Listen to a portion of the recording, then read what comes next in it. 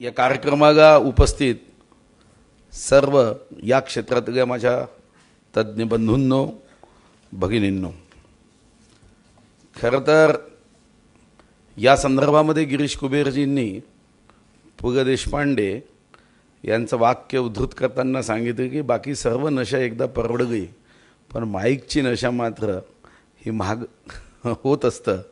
पण वन खात्याचा मंत्री म्हणून तुमच्या सर्वांशी सविस्तर संवाद करावा यासाठी ही नशा मी मात्र निश्चितपणे करणार आहे.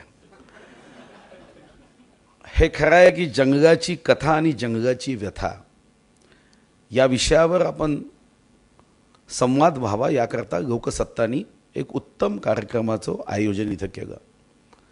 मी दैनिक लोकसत्ता, त्याचे संपादक, इतर सर्व पदाधिकाऱ्यांना अंतःकरणपूर्वक शुभकामना देतो की त्यांनी उत्तम कार्यक्रमाचं नियोजन केलं, ज्यामध्ये आम्ही विचाराचा आणि एकमेकाशी संवाद करण्याचा प्रयत्न यामधून करणार आहोत. विषय देताना मला सांगितलं की जंगलाची कथा आणि जंगलाची व्यथा यावर वनमंत्री म्हणून सांगायचं आहे. आता हे खरं आहे की जंगलाची कथा ही तर पृथ्वीच्या जन्म झाला असेल तिथून सुरू झाली, पण जी कथा आपण ऐकतो ती रामायणापासून दंडकारण्य आणि महाभारतामधलं खांडववन इथल्या कथा आपण ऐकत आलो. पण व्यथा तर आत्ता व्यक्त केल्या. 21व्या शतकात लोक म्हणतात की खरंच आहे दुनिया बदल गई. हे खरं आहे की सेल्फी काढता काढता माणूस किती सेल्फिश झाला याची हजारो उदाहरणं आपण समाजामध्ये पाहतो. मी बसल्या मनात विचार करत होतो की समजा झाडाला बोलता आलं असतं, झाडाला निबंध लिहिता आला असता, तर त्यांनी सांगितलं असतं एका वाक्यात, त्यांनी मनुष्य प्राण्याला हे सांगितलं असतं एका वाक्यामध्ये, अरे तुम्ही सर्व संपलात ना तरी आम्ही संपणार नाही, पण आम्ही जर चुकून संपलो ना तर तुमच्यापैकी एकही शिल्लक राहणार नाही. हे त्या वृक्षांनी त्या निबंधात लिहिलं असतं. आणि खरं आहे की वृक्षसृष्टी आहे म्हणून आपण आहोत. आपण निघून गेलो कारण आपल्यापेक्षा वृक्षसृष्टी, वनसृष्टी, वन्य प्राणीसृष्टी ही आपल्यापेक्षा पुरातन आहे, मानवापेक्षा पुरातन आहे. पण आपण मात्र याकडे जेव्हा दुर्लक्ष करतो तेव्हा कधीच आमच्या शिक्षकांनी ग्लोबल वॉर्मिंग, क्लायमेट चेंज हे शब्द शिकवलेच नव्हते, पण ते आता डिक्शनरीच्या बाहेर निघाले.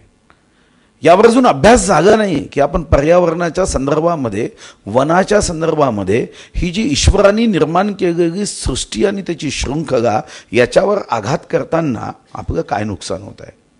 पण राज्याचा अर्थमंत्री म्हणून जेव्हा मी विचार करतो तेव्हा दरवर्षी साधारणतः क्लायमेट चेंज, ग्लोबल वॉर्मिंग हे शब्द कमीत कमी दर वर्षाला 8,000 कोटी रुपयापेक्षा जास्त खर्च राज्याला लावून जातात. मला आठवतं की 1972 मध्ये मी माझ्या वडिलांसोबत एशिया 72 हे प्रदर्शन पाहायला गेलो होतो. छोटा होतो, 8-9 वर्षाचा होतो. आणि त्या एशिया 72 मध्ये एक कंपनी अशी होती की जी mineral water bottle, package drinking वॉटरची मशीन त्यांनी प्रदर्शित केली होती.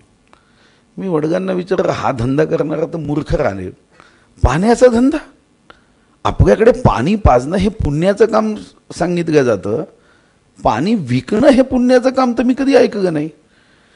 पण पाण्याच्या संदर्भामध्ये तिथं तंत्रज्ञान होतं. आणि आज जेव्हा मी इथे येतो आहे तेव्हा 1972 ते 2015 आज देशामध्ये 18,000 कोटी रुपये पिण्याच्या पाण्याचा धंदा आहे. कधीतरी लहानपणी हे ऐकलं की 3रं महायुद्ध पाण्यासाठी होईल, पण मी हे हमखास सांगू शकतो एक वनमंत्री म्हणून, असं सुरू राहिलं तर 50 वर्षानंतर, 100 वर्षानंतर 4थं महायुद्ध हे ऑक्सिजनसाठी झाल्याशिवाय राहणार नाही. आणि हे जर थांबवायचं असेल तर अशा लोकसत्तेने ज्या विषयावर संवाद केला, मग हा संवाद करताना जेव्हा मी वनमंत्री झालो, खरं तर आपण म्हटलं वन आणि धन माझ्याकडे आहे, हे खरं आहे, वित्तही आहे आणि लोकांचं चित्त चांगलं ठेवण्याची जबाबदारी माझ्याकडे आहे. हे खरं आहे की राजा होया भिकारी, सबको पैसों की बीमारी, सर्वांना पैसे पाहिजे, पण ही कागदी नोट ज्या कागदापासून बनते तो कागद मात्र वन खात्याच्या झाडापासून तयार होतो. त्यामुळे दोन्हीही जबाबदाऱ्या माझ्याकडे आहे, वित्त व चित्त. आणि या दोन्ही जबाबदाऱ्या मला यशस्वीपणे पूर्ण करायचा आहे. हे पूर्ण करत असताना एक निर्णय मात्र मी केला, आणि तो निर्णय जेव्हा मी वनमंत्री आणि वित्तमंत्री म्हणून शपथ घ्यायला गेलो तेव्हा माझ्या मुलीनं मला एक चांगलं छोटासा कागद दिला. त्या मुलीने मला घेऊन दिलं की जग कोणी बदलवणार नसतं. आणि माझ्या मुलीने असं घेऊन दिलं, अगर आप उसे ढूंढ रहे हो जो आपकी दुनिया बदल दे तो देखिए खुद को आईने में.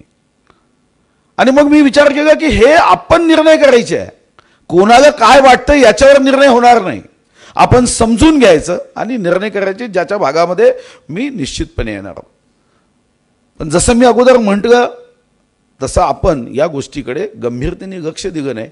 आणि मग कोणीतरी सांगितलं की नद्यांचे प्रवाह, नद्यांचं पाणी. हे खरं आहे की नदीच्या संदर्भामध्ये नदीकाठावर मानवी संस्कृतीचा विकास झाला आणि आपण ज्यांनी संस्कृतीचा विकास केला त्यांचा ऱ्हास करण्यामध्ये कुठेही कमी पडलो नाही.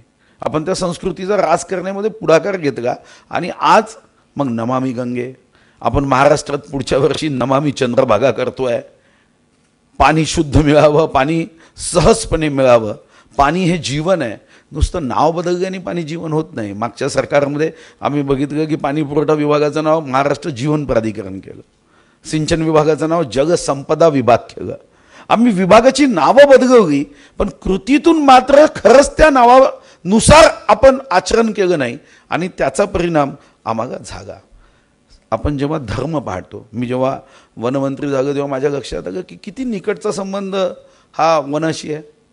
प्रत्येक धर्माचा धर्मग्रंथ काढा, त्या प्रत्येक धर्मग्रंथामध्ये आपल्याला पाप पुण्य याच्या बाहेर जाऊन वृक्षाशी आपला संबंध असावा, आपला संबंध प्राणीमात्राशी असावा. इतक्या सहजपणे तिथं मेकॅनिझम आहे. नवरात्र येणार आहे, शेरोवागी मातेची आपण पूजा करणार आहे. जेव्हा देवीच्या पाया लागतो तेव्हा वाघाच्या पाया लागणारच होत. माता सरस्वती देवीचा विचार करतो तर आगा मोर, भगवान महादेव असेल तर नंदी आगा, नाग आगा. आत्ता 33 कोटी देवांची तर मला नावं माहीत नाही, पण मी बसल्या नावं काढतोय. 221 देव निघाले की ज्यांचा प्राण्याशी डायरेक्ट संबंध आहे, वृक्षाशी.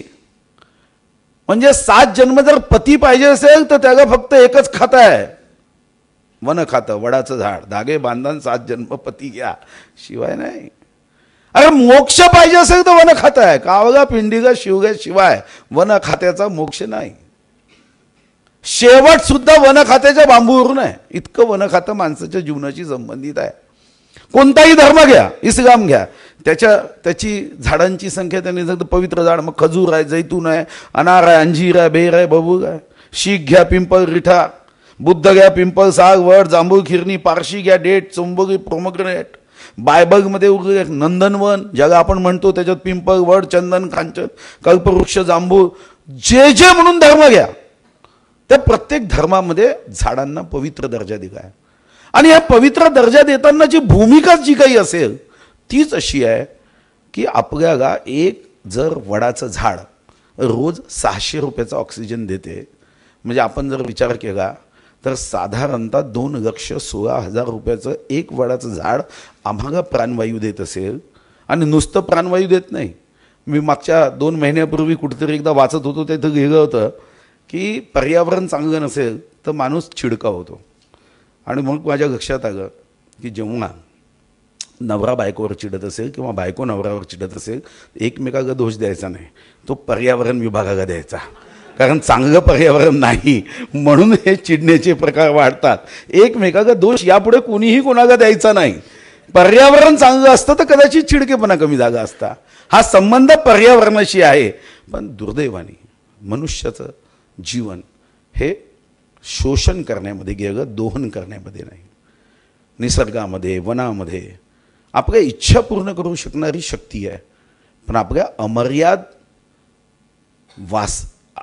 अमर्याद गरजा या मात्र सृष्टी पूर्ण करू शकत नाही. हे महात्मा गांधींचं उत्तम वाक्य आहे की आमच्या वासना मात्र निसर्ग पूर्ण करू शकत नाही, पण आमच्या आवश्यकता मात्र निसर्ग पूर्ण करू शकतं. आणि त्यातून मग काही गोष्टी करण्याची आवश्यकता आहे. मग आता पहिला निर्णय मी वनमंत्री म्हणून घेतला गिरीश भाऊ. आणि तो म्हणजे माझ्या असं लक्षात आलं की हे खातं सरकारी कार्यालयातून चालवल्या जाऊ शकत नाही. एक गार्ड असेल तर 1000 हेक्टर जमिनीवर तो नियंत्रण कसं ठेवेल? 27,000 कर्मचारी आणि 20% जमिनीवरचं जंगल आणि या जंगलावर नियंत्रण ठेवेल? हा सरकारी कार्यक्रम होऊ शकत नाही. याला सरकारच्या कार्यालयातून बाहेर काढायचं असेल तर लोकसहभागाशिवाय शक्यच नाही. कारण सरकारी उपक्रम कसा असतो हे मी अनुभवलं आहे. मी 1995 मध्ये जेव्हा आमदार झालो तेव्हा मी माझ्या पक्षाच्या युवा शाखेचा उपाध्यक्ष होतो राज्याचा. मी बुलढाण्याला गेलो आणि तेव्हा जोरात एक मुवमेंट चालू होती. ती होती साक्षरतेची.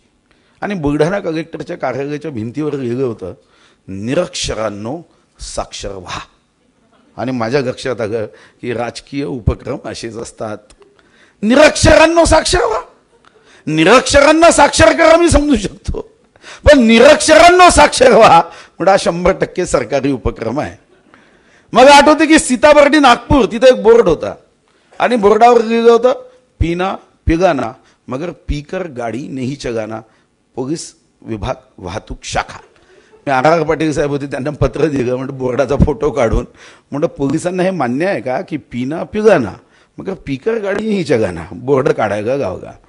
एका तहसील कार्यालयामध्ये गेलो, तिथं की आपण निरक्षर असाल तर अंगठा मारल्यानंतर शाही पुसण्याचा कापड. अरे तो अंगठा मारल्यावर जर त्याला इतकं समजलं असतं. आणि म्हणून पहिला निर्णय केला लोकसहभागातून की हे आम्हाला लोकसहभागातून वाढवावं लागेल. 15,500 गावं वनक्षेत्रामध्ये आहे, तिथं आम्ही जॉईंट फॉरेस्ट मॅनेजमेंट कमिटी आहे केली आहे कागदावर. दिशा कुठे आहे? मग त्याला एकत्रित केलं पाहिजे. ज्या NGO काम करतात त्या NGOची कुठेही आमच्याकडे लिस्ट नाही.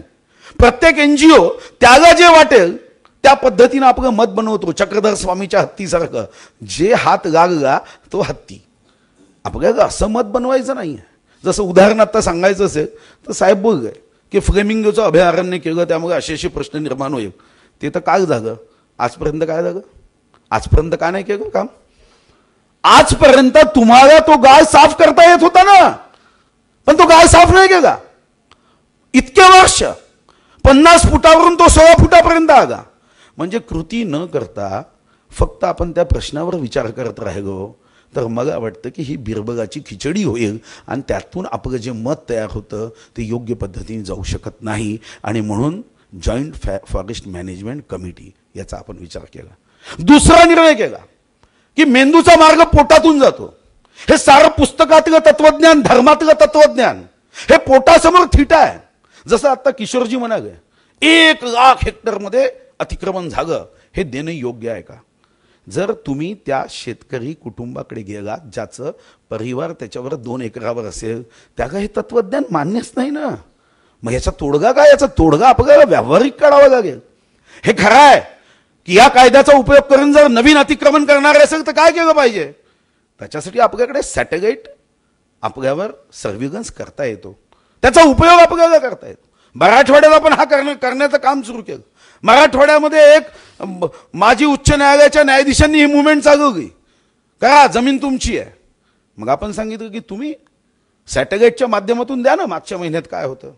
आपण निर्णय करतो की या 6 महिन्यात किंवा या 8-10 महिन्यामध्ये या राज्याचं जंगल हे सॅटेलाइट सर्व्हिलन्समध्ये आणायचं. 1 महिन्याच्या अगोदरचं चित्र आपोआपच तयार होईल. पुढच्या महिन्यात साधे वृक्ष जरी, झाडं जरी कापले ना, नोटिफिकेशन जाईल. तिचा RFO जबाबदार.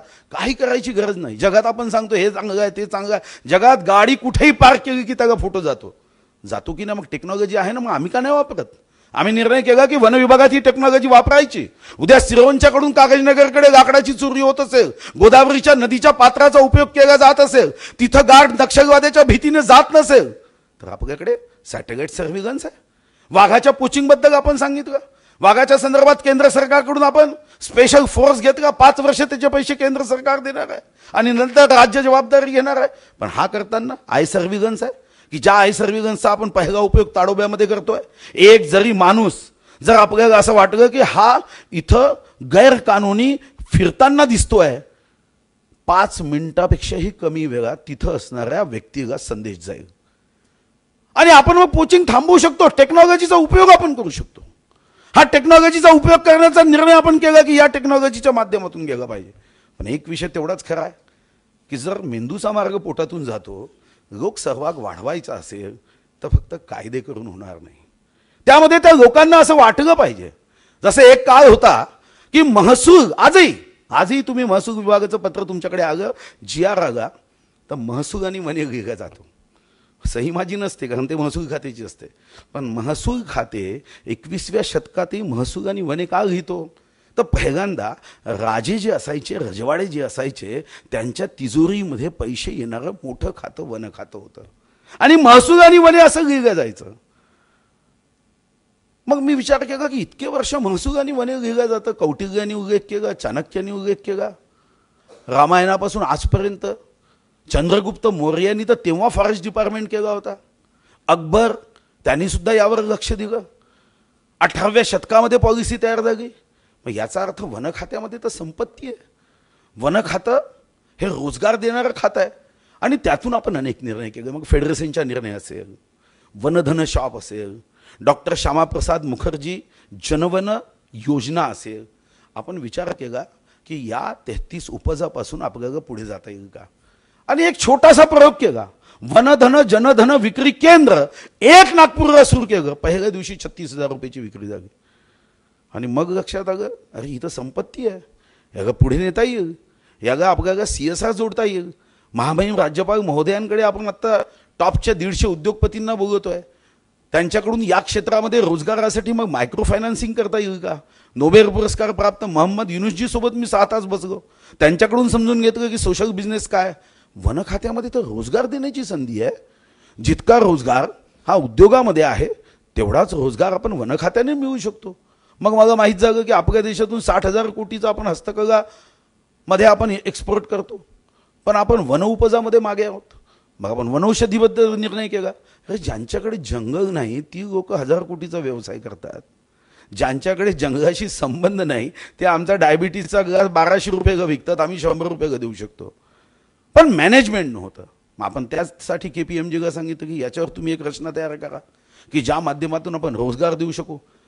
डॉक्टर श्यामाप्रसाद मुखर्जी जनवन योजनेत आपण प्रयोग करतोय. 150 गावांमध्ये ग्रीन विलेजेस करण्याचा निर्णय केला की ज्या माध्यमातून लोकांना जर वनावरचं अतिक्रमण थांबवायचं असेल, वनावर रक्षण करण्याची जबाबदारी वनाच्या जवळ असणाऱ्या लोकांना द्यायचं असेल तर त्यांना असं वाटलं पाहिजे की लहानपणी कल्पवृक्षाची कथा ऐकत आपण झोपलो नाही, तर या जंगलातलं प्रत्येक झाड हे माझ्यासाठी कल्पवृक्ष आहे, की या झाडातून माझ्या पोटाची चिंता. आणि जेव्हा तुम्ही लक्षात ठेवा की जेव्हा तुमच्या पोटाचा संबंध त्या व्यक्तीशी, समूहाशी, संस्थेशी आणि झाडाशी येतो तेव्हा तो आपलं सर्वस्व त्याला अर्पण करतो.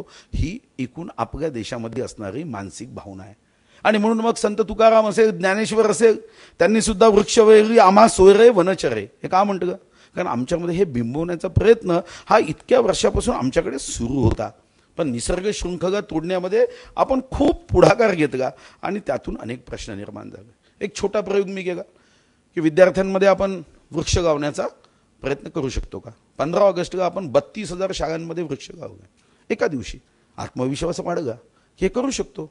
सामाजिक वनीकरण विभाग मी पहिला निर्णय केला आल्या कॅबिनेटमध्ये. तो पहिला निर्णय की एकीकडे वन विभागाची साधारणतः 20% जंगल आपल्याकडे आहे, आपण आदर्श 33% मांडतो.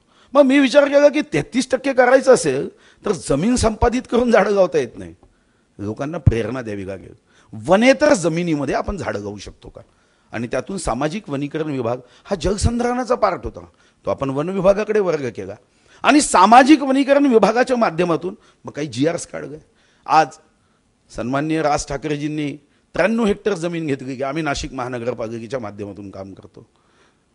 सॅमसनाइट कंपनीने जमीन घेतली, 7 वर्ष आम्ही करतो. आम्ही GR बदलले की लोकांना वन लावण्यासाठी प्रोत्साहन दिलं पाहिजे. त्याच्यासाठी असणारे काही नियम, हे खरं आहे काही नियम कायदे राज्याच्या हातात नाही, कारण हे खातं भारत सरकारने, सुप्रीम कोर्ट आणि त्याची स्पेशल कमिटी हे 90% निर्णय आपल्याला तिकडून येतात. आपल्याला यामध्ये फारसा बदल करणं शक्य नसतं, पण आपण याच्यामध्ये काय निर्णय केला.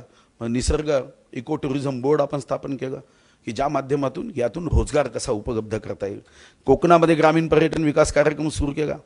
पर्यावरणाच्या संदर्भामध्ये तुम्हाला माहीत असेल की पर्यावरणाची जागृती व्हावी, पर्यावरण विभागाला आपण विनंती केली. आता चांदा आणि बांदा पर्यटन विकासाचा निर्णय केला, उत्तमराव पाटील वन उद्यानाचा निर्णय केला, 18 कोटी रुपये देऊन हायटेक रोपवाटिका निर्माण करण्याचा निर्णय केला, महाराष्ट्र राज्य औषधी वनस्पती अकाष्ट वनोपज सहकारी संघाची स्थापना केली, ज्या माध्यमातून आत्ता जे नाशिकच्या मेडिकल युनिव्हर्सिटीचे व्हाईस चान्सलर आहे डॉक्टर चामकर त्यांच्या अध्यक्षतेखाली समिती केली.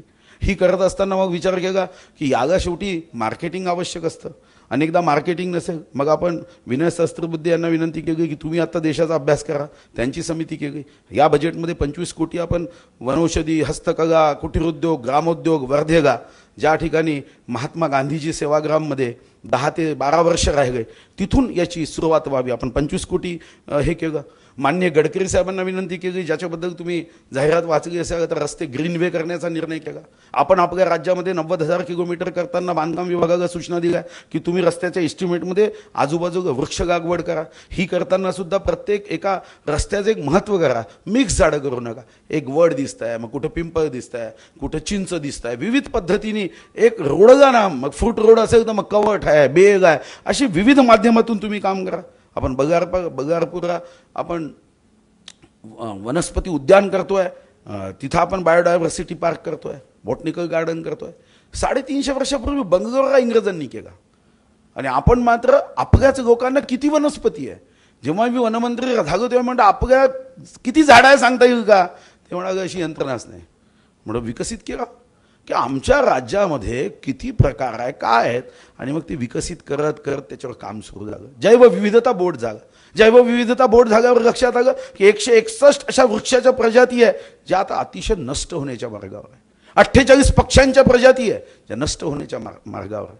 संजय गांधी नॅशनल पार्क ज्याचा उल्लेख केला, हा आमच्या देशातला नव्हे जगातला इतक्या अर्बन पॉप्युलेशनपाशी असणारा सुंदर पार्क आहे. पण जर मुंबईच्या एखाद्याला मी विचारलं की या झाडाची माहिती तुम्हाला आहे का, तो सांगू शकत नाही. कारण संजय गांधी नॅशनल पार्कमध्ये 1500 पेक्षा जास्त प्रकारची झाडं आहे, 800 फुलणारी झाडं आहे, 43 प्रकारचे सस्तन प्राणी आहे, 45 सरपटणारे प्राणी आहे. आणि तुम्हाला आश्चर्य वाटेल की 170 प्रकारचे बटरफ्लाय आहे. UK मध्ये फक्त 28 प्रकार आहे.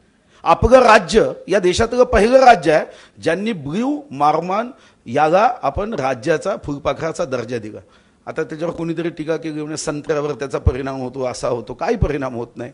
हा कुठंतरी एकदम उथळ ज्ञानाचा उपयोग केल्यावर कोणीतरी त्याच्यावर आपलं मत व्यक्त करतो. कारण आपली लोकशाही अतिशय सुदृढ आहे. कोणी कुठूनही कसंही मत व्यक्त करू शकतो. इतकी आपली लोकशाही सुदृढ असल्याने आपल्याला यामध्ये अडचणी आहे. आणि हे खरं आहे की प्रत्येकजण आपलं मत व्यक्त करतो आणि वेळेनुसार बदलतो. कारण मला माहीत आहे की जेव्हा मी एक पुस्तक वाचलं होतं तिथं लिहिलं होतं की 80% लोक या देशात चरित्रवान प्रामाणिक या करता आहे की या देशाचा सेवेचा गुण आहे, मातीचा गुण आहे. आणि मी 10 वर्षापूर्वी एक पुस्तक वाचलं, तिथं लिहिलं होतं की या देशामध्ये 80% लोक प्रामाणिक आणि चरित्रवान या करता आहे की त्यांना संधी प्राप्त होत नाही. याच्यात खरं काय खोटं काय ते देवाला पाहिजे. पण ही साधारणतः पाहण्याचा दृष्टिकोन जो आहे तो लोकांचा काही फार अभ्यासपूर्ण आहे असं मला वाटत नाही. मग आम्ही ते सुद्धा गोष्टी करण्याचा निर्णय केला. या 10 महिन्यात आपण 69 निर्णय केले. मग एक प्रश्न साधारणतः दुधाने तोंड पोगं की ताकही फुंकून पिण्याची सवय आहे. लोकांना मग निर्णय केले, मग अंमलबजावणी होईल का. अरे अंमलबजावणी केली ना, पण त्याची माहिती घेण्याचा प्रयत्न किती लोक करतात. म्हणून आपण NGOचं बुकलेट करायचा निर्णय केला. मग सर्व CCFला पाठवलं. मग आता मी निर्णय केला की दर 2 महिन्यांनी CCFला काम दिलं पाहिजे. कारण आमच्या वन विभागामध्ये लोकांना फक्त एवढं माहीत होतं की IFS म्हणजे आम्ही IASच्या बरोबरीचे. तर पण जबाबदारी फक्त आम्ही IASच्या बरोबरीच्या एवढी भावना ठेवून होत नाही. सूट, टाय, बूट, कोट हाच आमचा पेहराव. मी आल्यानंतर सर्वांना बदलून टाकलं. आता साध्या कपड्यावर येतात. म्हणजे पहिलं सूट बूट घालून जंगल नाही करायचं आहे. आता आपण निर्णय करतोय की प्रत्येक CCFनी 10 दिवस कमीत कमी फील्डवर गेलं पाहिजे. VCला उद्या मी माझ्या कार्यालयातून व्हिडिओ कॉन्फरन्सिंग करण्याचा निर्णय केला. आम्ही काही प्रोजेक्ट तयार करतोय की तिथं जाऊन लक्ष द्या ना. शेवटी आपण जेव्हा ताटामध्ये अन्नाचा घास घेतो तेव्हा एक गोष्ट लक्षात घेतली पाहिजे की याच्यातलं जे मीठ खातोय ते जनतेच्या पैशाचं खातोय आणि जनतेने हे मीठ माझ्या ताटात आणि हा घास माझ्या ताटात दिला. ते जे कर्तव्य मला दिलंय ते कर्तव्य पूर्ण करण्यासाठी दिले आहे. ते घास खाण्यासाठी दिले नाही. ही जाणीव आणि जबाबदारी करण्याचं काम हेही एक मोठं काम होतं आणि त्याच्यामध्ये आम्ही काम करतोय. मी अजून एक निर्णय केला की जेवढे सस्पेंड विभागामध्ये आमच्या 10 वर्ष 15 वर्षापूर्वी चूक केली तरी काहीच कारवाई होत नाही. मी आदेश दिले की 1 वर्षाचा निष्पाप असेल त्याला दोषरहित म्हणून घोषित करा आणि चूक केली असेल दंड करा. ही काय पद्धत आहे की 10 वर्ष माझ्याकडे केस आले, 1993 रोपवाटिकेचे पैसे आले आणि 2015 माझ्याकडे केस आले. म्हणजे आता आपण निर्णय घेतला पाहिजे, ते झाडं कुठं, त्या रोपं कुठं, काय कुठं, 1993ची केस आज माझ्याकडे. म्हणून निर्णय केला नाही, याच्यामध्ये आपण बदल केला पाहिजे. आणि या संदर्भात आपल्याला माहीत आहे की काही काही गोष्टींमध्ये काही लोक त्याच्यावर टीका करतात. मी अमिताभ बच्चनजीला विनंती केली की म्हणून मोठ्या माणसांचं लोक लवकर ऐकतात, म्हणून त्यांना विचारलं की आम्हाला तुम्ही व्याघ्रदूत व्हा. आणि माहीत नाही, पण मला ईश्वराने एक चांगली देण दिली की मी जो मनात विचार करतो तो आपोआपच पूर्ण ईश्वर करण्याची ताकद देतो. ते व्याघ्रदूत झालं. मी भारतरत्न सचिन तेंडुलकरांना विनंती केली की ग्रीन आर्मी आम्ही तयार करतो आहे, जी हरीश सेना आहे त्याला थोडंसं आम्ही परिवर्तन करायचं, आमची काय 10 लक्ष. ते म्हणाले मला प्रोजेक्ट द्या, मी काम करायला तयार आहे. मोहम्मद युनुसजींना मी म्हणतो की आम्हाला याच्यातून मायक्रो फायनान्सिंगतून काय काय करता येईल. आणि मला आज अभिमानाने मी सांगू शकतो की मेळघाटमध्ये आमच्या जंगलामध्ये असणाऱ्या महिलांनी ज्या वस्तू केल्या त्या आता एक्सपोर्ट होत आहे. हे होऊ शकतात. मी जेव्हा वनधान्य शॉप काढलं तेव्हा मी मनात विचार केला की पुढच्या 5 वर्षामध्ये का आम्ही 200 ते 300 कोटीचा व्यवहार करू शकत नाही. वनावर आधारित उद्योग इतर लोक करतात. मग KPMGला सांगितलं की तुम्ही याच्यावर काम करा, त्याच्यावर आपण काम करण्याची सुरू केलं आहे. पण आता जसं मँग्रोव्ह फाउंडेशन, आता सांगितलं की मँग्रोव्ह, आता सुप्रीम कोर्टांनी सांगितलं जिथं मँग्रोव्ह असेल तिथं खाजगी जागा असेल, म्हणजे जे कांदळवंतीवर, तर त्यांनी सांगितलं की तुम्ही फॉरेस्ट म्हणून शिक्का मारा. आता सुप्रीम कोर्टाने एक चांगलं केलं, सुप्रीम कोर्टाच्या बाहेर तर कोणी जाऊ शकत नाही. मुंबईमध्ये 4000 हेक्टरवर आपण मँग्रोव्ह केले आणि हे सिद्धही झालं की जिथं कांदळवन आहे, जिथं तीवर वन आहे, तिथं सुनामीचा परिणाम झाला नाही. पण हेही तेवढंच खरं आहे. मग लोक काय करतात, लोक एकतर इथं असणारे बिल्डिंग मटेरियल त्याच्यावर टाकतात.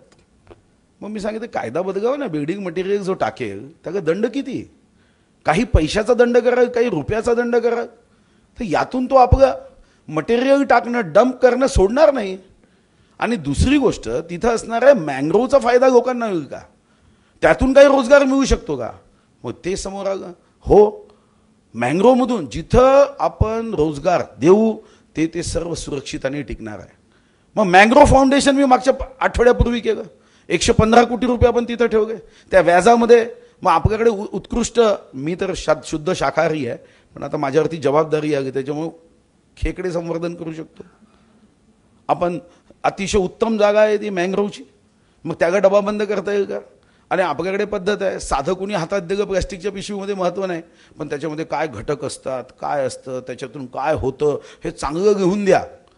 की खेकडा असेल तर मनशांती होते, खेकडा असेल तर मग आपोआप मी सांगतो की ते डब्बा विकत घेतात लोक. मी सांगितलं की पॅकेजिंग पासून, निर्माण करण्यापासून तुम्ही एक व्यवस्था निर्माण करा. इथं सुद्धा टुरिझम होऊ शकतं का.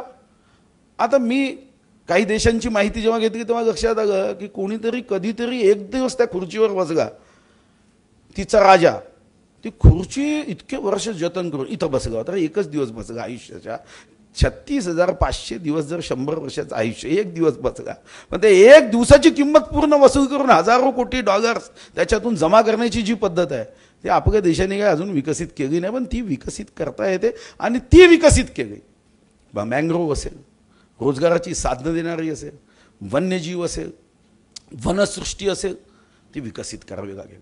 आणि 20% जंगल वाढवायचं असेल तर लोकसहभागाशिवाय दुसरा कोणताही मार्ग नाही. याचं कारण, आता वनेतर जमिनीवर आपल्याला वृक्ष लागवड मोठ्या प्रमाणावर केली पाहिजे आणि त्याचे सुद्धा आपण अनेक निर्णय केले. तर त्याच्या मी विस्तृत स्वरूपामध्ये जात नाही, पण हे खरं आहे की आत्तासुद्धा वनाला धोका आहे. काही लोक या माध्यमातून आत्ताही शोषण करण्याचा प्रयत्न करत आहे. आणि या कार्यक्रमाच्या माध्यमातून मी इथं जेव्हा आलो तेव्हा माझी एवढीच अपेक्षा आहे की आपण सर्वांनी मिळून हे थांबवता येतं का, ते 100% थांबवता येतं. छत्रपती शिवाजी महाराजांच्या आज्ञावलीपासून अनेक आपल्या इतिहासामध्ये दाखले आहेत. आणि याच्यावर सर्वात उत्तम 11 सप्टेंबर हे आपण त्या दिवशी आपण वृक्ष शहीद दिन साजरा करतो. मी जेव्हा आलो तर म्हणलं वृक्ष शहीद दिन, माझ्या लक्षात नाही की वृक्ष शहीद दिन ही काय कल्पना आहे. आणि म्हणून मी माझ्या विभागाकडून माहिती घेतली, नेटवर गेलो आणि मग लक्षात आलं, अरे याचं महत्त्व आपण म्हणतो ते तर हजारो वर्षापासून आहे. 11 सप्टेंबर 1738 मध्ये जेव्हा राजस्थानच्या स्थानिक राजाने आदेश दिला झाडं तोडा, तेव्हा विष्णोई समाजाच्या लोकांनी 368 363 व्यक्तींनी झाडांसाठी बलिदान केलं. देशासाठी बलिदान करणारा इतिहास मी वाचला, पण झाडांसाठी बलिदान करणाऱ्यांचा इतिहास वाचल्यावर मग माझ्या लक्षात आलं की देश टिकवायचा असेल तर झाडं टिकवली पाहिजे, आणि झाडं टिकवली तर तीच खरी देशभक्ती आहे, आणि देश टिकवण्यामध्ये आपलं काम होऊ शकेल.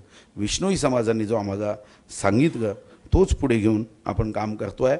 आपल्यापैकी कोणालाही काही प्रश्न असेल तर आपण विचारू शकता, म्हणजे मला उत्तर देता येईल. सजेशन देण्यासाठी आपण एक वेबसाईट डेव्हलप केली आहे की ज्यामध्ये राज्याच्या कोणत्याही व्यक्तीला, कोणत्याही NGOला शेवटी तुमच्या ज्ञानाचा, तुमच्या अनुभवाचा फायदा हा विभागाला घेता आला पाहिजे. आणि म्हणून आपण ती वेबसाईटसुद्धा डेव्हलप केली आहे की ज्या वेबसाईटमध्ये तुमच्यापैकी कोणालाही कधीही काही वाटलं की ही सूचना आहे, मला विश्वास आहे की एक व्यक्तीने एका केलेल्या सूचनेचा फायदा किमतीमध्ये मोजता येणार नाही, त्याचा फायदा खूप मोठा होऊ शकतो.